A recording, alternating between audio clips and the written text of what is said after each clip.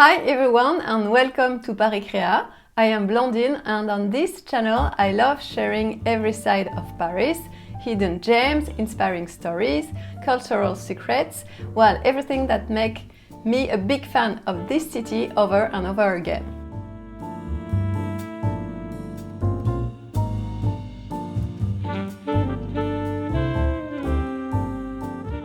And today we're going just outside of Paris to a fun place built by one of the most famous French writers.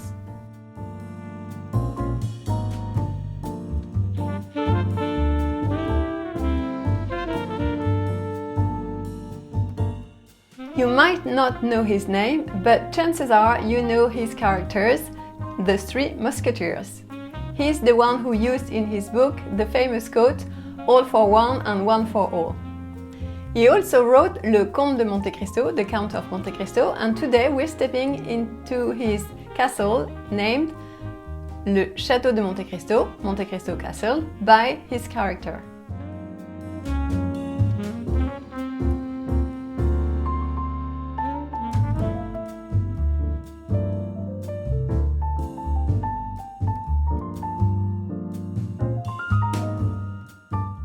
It's a little Renaissance castle hidden in the woods of Port-Marly.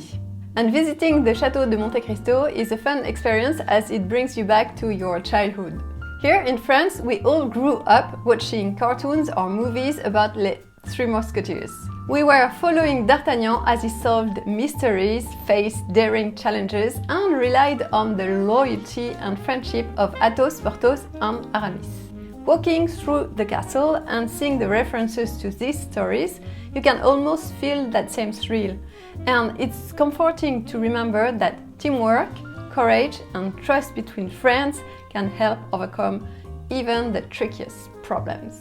What I love about visiting a writer's house is that it doesn't just tell the history of an era, here the 19th century, it also tells about the man with all his passions, flaws and crazy adventures. And discovering an artist's story often inspires us to reconnect with our own creativity.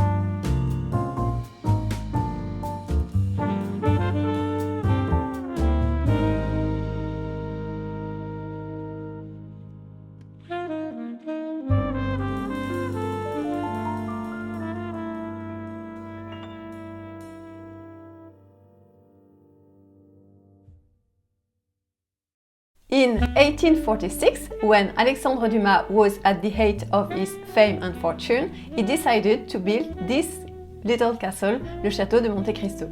So it was named after the character's name. As you approach the Château de Monte Cristo, the experience starts even before you see the castle. You walk through a quiet, leafy forest, completely unaware of what lies ahead. And then suddenly it appears a beautiful Renaissance chateau, nestled in a lush green setting, like something straight out of a novel. Even though you can hear the distant hum of traffic, for a moment it feels like you've stepped into another world, a magical place suspended in time. It's a Renaissance-style chateau nestled in an English park, and the park is as much extravagant as Dumas was. And there is more. Perched above the main castle, Dumas had a tiny little castle, Gothic style castle, and it was Le Château d'If where he had his office. This was his secret workplace, and on the facade you can find names of the characters written on the wall. It was for him like a little creative fortress away from the main castle, as in the main castle they hosted endless parties.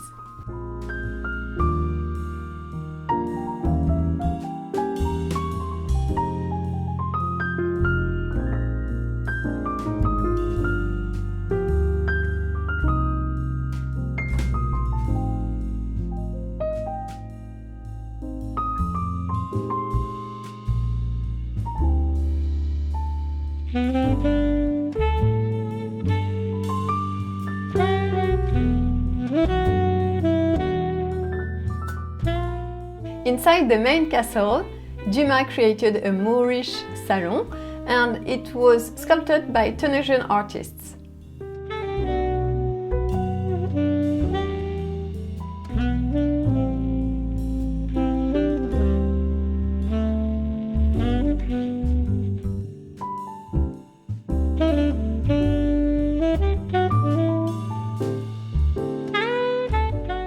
It was colorful, cheerful, and designed to impress. Le château de Monte Cristo was for Alexandre Dumas a place of creativity, a playground. It was really his paradise. He entertained endlessly. He even cooked himself gourmet dinners. Here he welcomed lovers, friends, and strangers. His door was always open. And Dumas' motto is written on the wall. It says "J'aime qui m'aime," so it means I love who loves me. And it's not all about humans, the park was full of life too. They had parrots, they had monkeys, they had even a vulture. He called this place his heaven.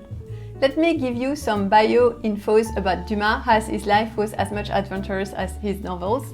And first, we should not confuse Alexandre Dumas with Alexandre Dumas, his son. So Alexandre Dumas père, father, is most well known for The Three Musketeers and Le Comte de Monte Cristo, and his son was also a writer and is famous for La Dame aux Camélias, which is a very famous novel but very sad. I read it. Alexandre Dumas did not like school, he was not good at school, and he left very early to work, and he worked for a notary. As of 21, he left his small town to go to Paris, where he was chasing his dreams. And he made it through sheer talent and unstoppable energy. He also faced racism all his life. His father was a general and from mixed parents, and thus Dumas had African ancestry. His critic never let him forget it. Yet he rose above, becoming one of the most famous French writers. His novels were published as serials in newspapers, we call that feuilleton. People were obsessed with The Three Musketeers and Le Comte de Monte Cristo. He was like the Netflix of that time. Dumas was passionate about politics, and with his close friend Victor Hugo, they both denounced the Napoleon III coup d'etat. Later on, in 1860, he joined his friend Garibaldi in Italy, sold everything he had to buy weapons, and as a victory, they were marching to Naples together.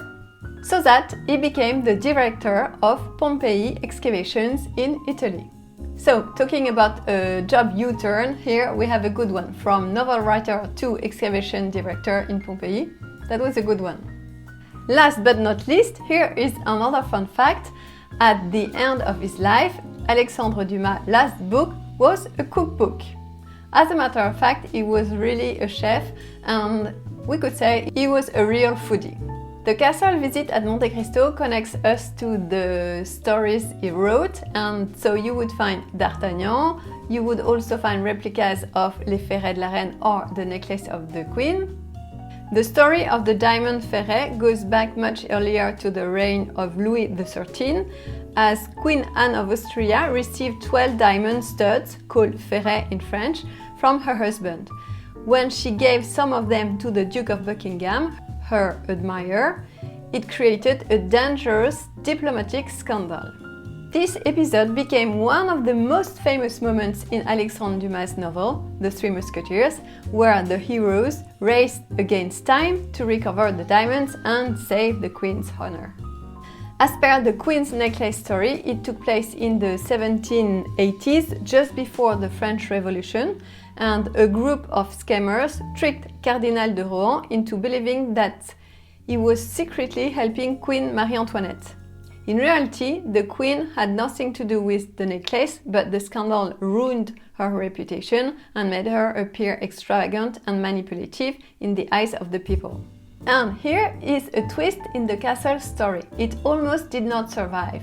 After years of neglect, a huge real estate program planned to destroy it and build 400 apartments.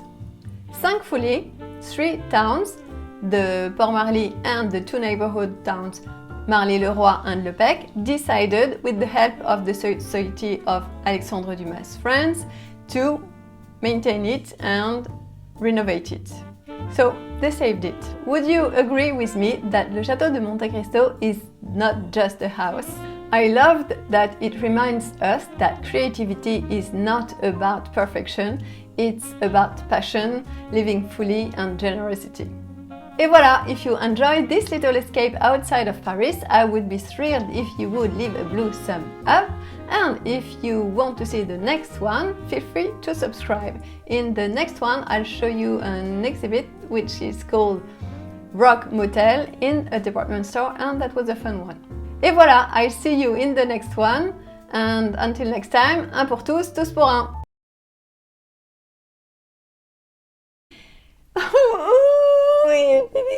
I love sharing. Bah. Bah, bah, bah. Everyone, and in 1840x, 40x, n'importe quoi.